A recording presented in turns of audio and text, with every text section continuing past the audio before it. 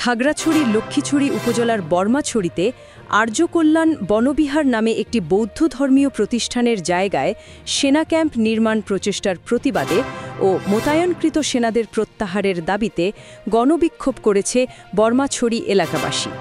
শুক্রবার ২৪ অক্টোবর সকালে বর্মাছড়ি বাজার মাঠে আয়োজিত এই গণবিক্ষোভে এলাকার হাজারো জনতা অংশগ্রহণ করে মিছিল ও সমাবেশ করেন।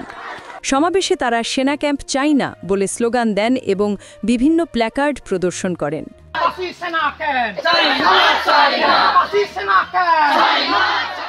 সমাবেশে বক্তারা বলেন, বর্মাছড়ি এলাকার পরিস্থিতি পুরোপুরি শান্ত থাকার পরেও কেন এখানে সেনা ক্যাম্প দেওয়া হচ্ছে? এই সেনা ক্যাম্প নির্মাণ করা হলে বর্মাছড়ি এলাকার জনগণ মানবে না।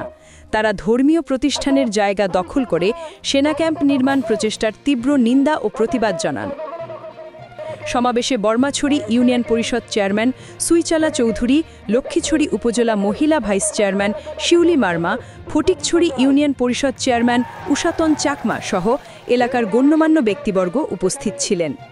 সমাবেশ শেষে তারা মিছিল নিয়ে সেনাবাহিনী যেখানে ক্যাম্প নির্মাণের চেষ্টা চালাচ্ছে সেখানে যেতে চাইলে সেখান থেকে কিছুটা দূরত্বে সেনারা বাঁশের আড় দিয়ে ব্যারিকেড দেয়।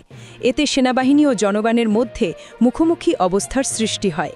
এ সময় সেনা সদস্যদের অনেকে হেলমেট পরা অবস্থায় লাঠি হাতে ছিলেন।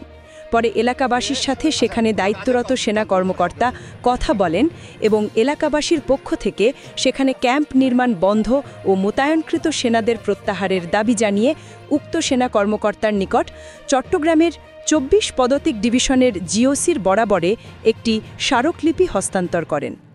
উল্লেখ্য, গত কয়েকদিন আগে খিরাম আর্মি ক্যাম্প থেকে সেনাবাহিনীর একটি দল বর্মাছড়ি বাজার এলাকায় গিয়ে আর্য কল্যাণ বনবিহারের পাশের জায়গায় কয়েকটি তাঁবু খাটায় এবং সেখানে একটি স্থানে হেলিপ্যাডের চিহ্ন দিয়ে রাখে।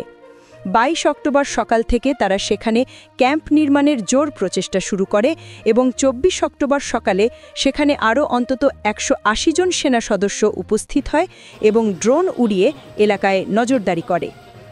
এমন পরিস্থিতিতে এলাকার বিক্ষুব্ধ জনগণ সেখানে ক্যাম্প স্থাপনের প্রতিবাদে ও মোতায়েনকৃত সেনাদের প্রত্যাহারের দাবিতে এই গণবিক্ষোভের আয়োজন করে।